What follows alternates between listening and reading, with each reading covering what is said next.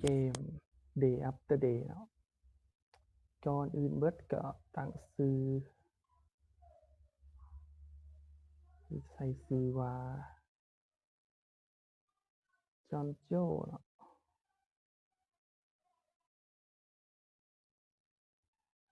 แล้วก็ในนี้มันจะมีให้เลือก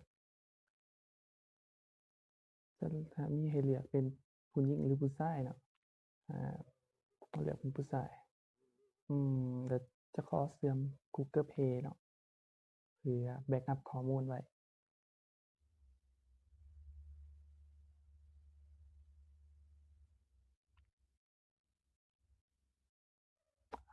มาเริ่มกันเลยตัวเกมมันก็จะเป็นแบบเกมเอาชีวิตรอดในโลกยุคเป็นโลกที่ล่มสลายมาแล้วเนาะมันจะมีพวกซอมบี้เนาะเราจะเอาชีวิตรอดท่ามกลางฝูงซอมบี้เนาะจากนั้นเราก็สร้างมันจะเป็นเกมคราฟของสร้างบ้านสร้างเรือนประมาณนี้ส่วนนี้ก็จะเป็นจอยสติ๊กเนาะที่ว่าให้เราควบคุมเนาะแล้วก็ปุ่มนี้จะเป็นปุ่มจับหรือว่าค้นหาสิ่งของเนาะส่วนในกระเป๋าเนี่ยก็จะมีพวกหนังสัตว์เนาะน้ำดื่มแล้วก็สิเอาเก็บเอาทั้งหมดเลยปึ๊บแล้วทั้งเทิงนี่จะเป็นน่าจะเป็นสถานะของเราเนาะสถานะของตัวละครว่าเป็นจั่งใดเนาะมันก็สิมีสอนบอกว่ามีสกิลต่างๆแต่ก็ถ้าว่าสิอัปสกิลได้ก็ต้องไปเก็บประสบการณ์มาก่อนเนาะเพื่ออัปสกิลตัวนี้จะเป็นเกี่ยวกับการต่อสู้คิดว่าได้และต่อมาก็จะเป็นเกี่ยวกับการรูทสิ่งของการค้นหาสิ่งของการคราฟก็แม่นเนาะแต่ว่าจะเป็นการเอาชีวิตรอดเนาะการเอาชีวิตรอดโอ้จะมีหลายสกิลเลยแล้วก็ตัวนี้จะเป็นเกี่ยวกับอาวุธเนาะการใส่อาวุธต่างๆจะมีให้อัพแต่ละซ้ายไปเนาะครับออกไปทางนอกด้านนอกก่อนเนาะปุ่มนี้จะเป็นปุ่มอาวุธเนาะปุ่มจับอาวุธก่อนอื่นเมื่อเข้ามากดสอบแผนที่กดได้บ่เนาะแล้วก็ปุ่มเพื่อนเป็นปุ่มสำหรับการสร้างเพื่อนเนาะตอนนี้เราบ่ทันได้สร้างเรามาเบิ่งในส่วนทั้งรุมก่อนเนาะส่วนนี้จะเป็นกระเป๋าในกระเป๋าเราก็มีแต่พวกหนังสัตว์แล้วก็จอกหนำสามารถกดแล้วก็แชร์ก็ได้เนาะกดแท็บอีกบัดหนึ่งก็จะเห็นรายละเอียดของสิ่งของที่เราเลือกนะว่ามันซอยฟื้นฟูหยังแน่ๆเนาะคือบางอันมันก็ให้รายละเอียดกดรายละเอียดเบิ่งก็ได้เนาะก็สิบอกว่าถ้าว่ากินแล้วก็มันซอยความหิวเนาะแล้วก็ตัวเป็นกานำนี่ก็เป็นความหิวนำแล้วก็เวลาที่มีผลก็คือ8วินาทีเนาะตัวนี้เนาะไปต่อกันเลยตัวนี้เขาบอกว่าให้เก็บอาหารเนาะเราลองเก็บกดปุ่มนิ้วมือเนาะต่อไปก็ลองเก็บหญ้าเพื่อมาเฮ็ดเรือนเนาะมีภารกิจมาใหม่ก็คือให้ฆ่าซอมบี้5ตัวเนาะโอเคจัดไปเลยโหดเลยตัวที่2นี่ค่อยคานไปเอาตบเลยโอ้ถูกตีไปเลือดเหลือ91%ยิงอีกฆ่าไป2ตัวแล้วยิงอีก3ตัวเนาะจัดไปเลยเข้ามาอีเวนต์ก่อนเข้ามาคัดซีนเนาะเจอบอทไวบอสจัดเลยบอสทำไม่ตายเลยทันตีตีตีตีเรียบร้อยเนาะกำจัดซอมบี้ได้แล้วเนาะ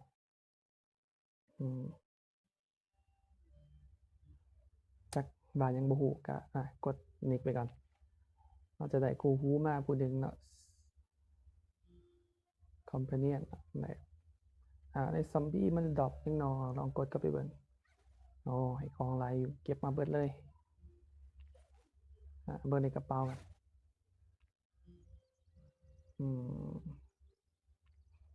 มีกระดาษเนาะมีกระดาษมีหมักใหม่ในตอนนี้หิวก็ลองกินมันก่อนเนาะจะบวกเดือดกับบวกความหิวโอเคบวกเข้ามาปุ๊บมันตัวนี้มันยังวะน่าจะเป็นโกดังวะลองสำรวจมันก่อนโกดังจะต้องมีเสือกกับไหมแล้วก็หินไหมใส่ไหม15ใส่หินใส่หินอีก15เนาะตอนซึ่งว่าตอนนี้เฮาบ่ทันมีควรซ้ำเก็บไหมไปก่อนลองเบิ่งไม้ถ่วงกันเนาะว่ามีหยังเนาะเป็นภารกิจที่เฮาเฮ็ดสำเร็จแล้วเนาะก็คือแนวค้นหาเรือนเนาะเฮาหาเห็นแล้วผ่านไปแล้วเก็บเลยให้ฆ่าซอมบี้5ตัวเฮาเฮ็ดผ่านแล้วเก็บไปเบิดเลยเนาะตอนนี้แม่นหยังตอนนี้จะเป็นโน้ตเนาะโน้ตตัวนี้นี่มันรายการที่เฮาเฮ็ดสำเร็จได้บ่เนี่ยเก็บไปเลยเก็บประสบการณ์ไปเลยนะบวกประสบการณ์ให้โอเคหมดแล้วเบิดแล้วเฮาสิมาเบิ่งตัวเฮาอยากได้ควันเนาะตอนนี้เฮาบ่มีควันไปตัดไม้ก็เบิ่งตอนบอนคราฟกันว่าเฮาสามารถคราฟนี่คราฟสโตนแอ็กขวานหินเนาะซึ่งว่าขาดไหมอยู่3อันเฮาต้องรอหาไหมก่อน3อันรอหาไหมยังอีกไหมอันนึงมีกวางมาอีกมักอื้อนี่มักอื้อว่ะหินก็เก็บไปก่อนนี่ไหมหมูป่ามาอีกใส่เลยซั่นหมูป่าให้จะให้หยังวะโอ้แต่ว่ากระเป๋าเต็มแล้วเก็บไหมไปก่อนซะโอเคเฮาสามารถคราฟก้อนหินได้แล้วเนาะตอนนี้คราฟเลยกระเป๋าเต็มเอาไปยังเฮามีกล่องเก็บเครื่องอยู่กล่องเก็บเครื่องเอาแนวว่าจะเป็นไว้ก่อนพวกหินพวกหยังต่างๆ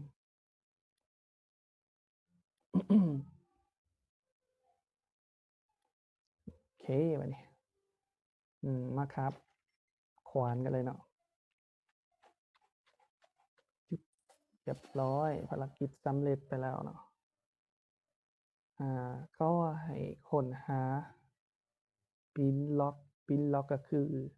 ท่อนไหมตัวนี้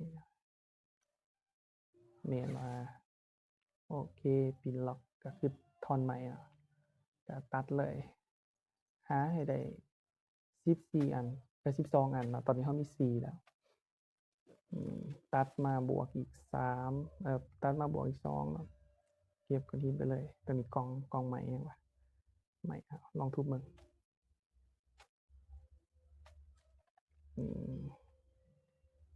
เราต้องไปเก็บตอนนี้แม่นหิวว่ะหิวถ้าหิวนี่เดี๋ยวกินน้ำลงไปบวก6เนาะต้นไม้เก็บไปเลยตัวนี้โอ้ได้ตะปูมาเลเวลอัพแล้วเดี๋ยวเลเวลอัพแต่มันจะซอยยังไงแน่เนาะซอยเฮายังไงแน่ถ้าไปเลเวลอัพนี่เต็มการหิวว่ะการกินมากมายเบอร์รี่การรูทของบ่ทันมีหยังให้มาอัพสกิลเนาะเก็บใหม่ก่อนตอนนี้มี9อันแล้ว 10มีอีก2อันภารกิจก็สำเร็จโอเคสำเร็จแล้วต่อไปเขาให้คราฟจังเนาะอ๋อเป็นคราฟกระเป๋ผ้ายเนาะซึ่งว่าเขายังขาด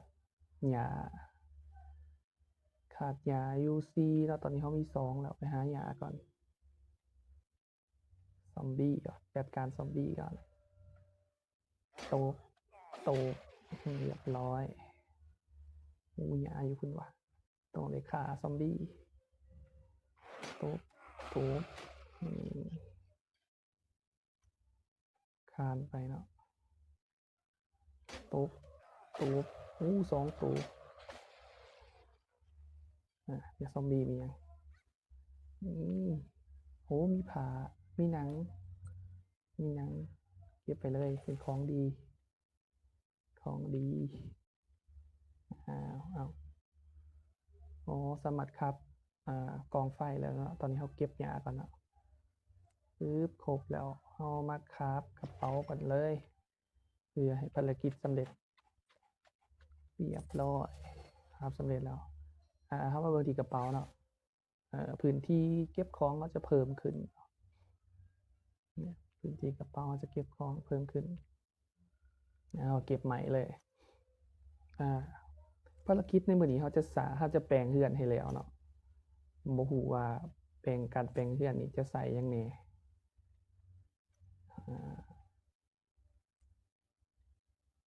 เดี๋ยวเรามาเบิ่งเนาะการแปลงเฮือนโอ้เราบ่มีหญ้าเราต้องไปเก็บหญ้าก่อนแปลงเฮือนเพื่อเฮ็ดฝาปิดเฮ็ดประตูเฮ็ดห้องเอี่ยมเฮ็ดเฮือนให้มันแปลงเฮือนให้สำเร็จภารกิจมื้อนี้เก็บไปเบิดทุกอย่างเลยตอนนี้มีหยังที่จะเป็นเก็บมาเบิดเลยเพื่อว่าจะใส่ในอนาคตตัดใหม่ตื่นกว่าภารกิจเขาให้สร้างกองไฟเนาะเดี๋ยวเราสร้างกองไฟก็ได้สร้างกองไฟก่อนซะจังเดี๋ยวเบิ่งก่อนในหมูมีมีแขวหมูเก็บมาเบิดเลย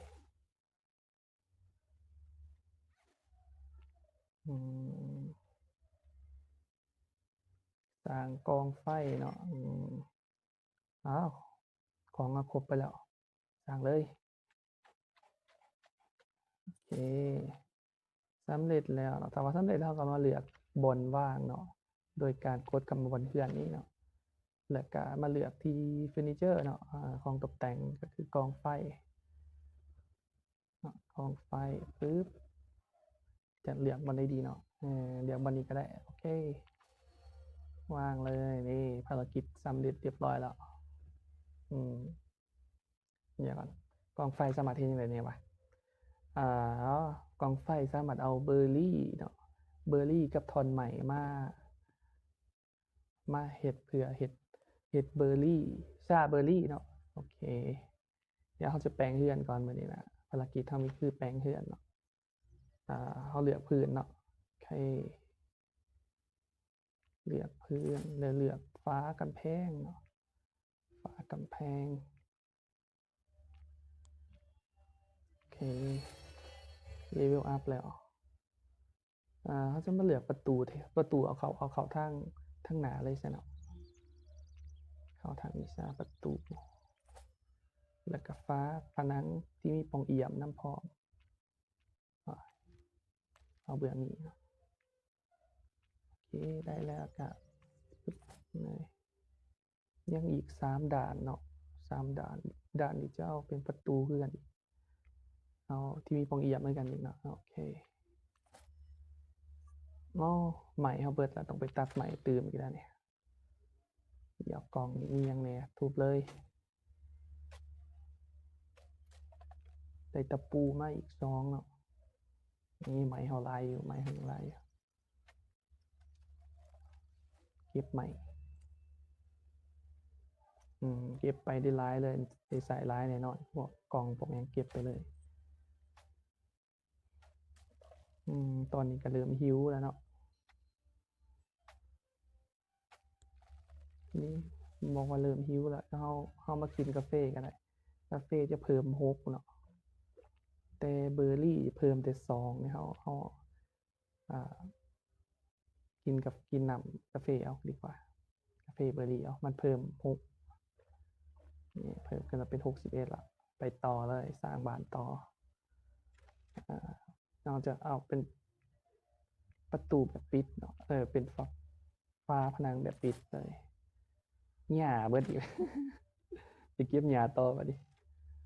หญ้าอยู่ลุมเก็บเบอร์รี่ไปนำซะเก็บหญ้าไปเพาะเมาหญ้าทั้งลุมหลายได้เดะเก็บไปเลยบวกมาอีก2เนาะปึ๊บในบริเวณบ้านนี่เริ่มทรัพยากรเราก็เริ่มเบิดแล้วเนาะโอเคน่าจะพอสำหรับสร้างอีกฟ้าหนึ่งเนาะปึ๊บสร้างแบบฟ้าปิดเลยโอเคภารกิจที่เราตั้งเป้าไว้ในมื้อนี้ก็สำเร็จแล้วเนาะเกี่ยวกับการสร้างบ้านเนาะจังได๋ก็ฝากกดไลค์กดแชร์ฝากติดตามช่องจอนโจ้ Gaming เด้อขอบใจ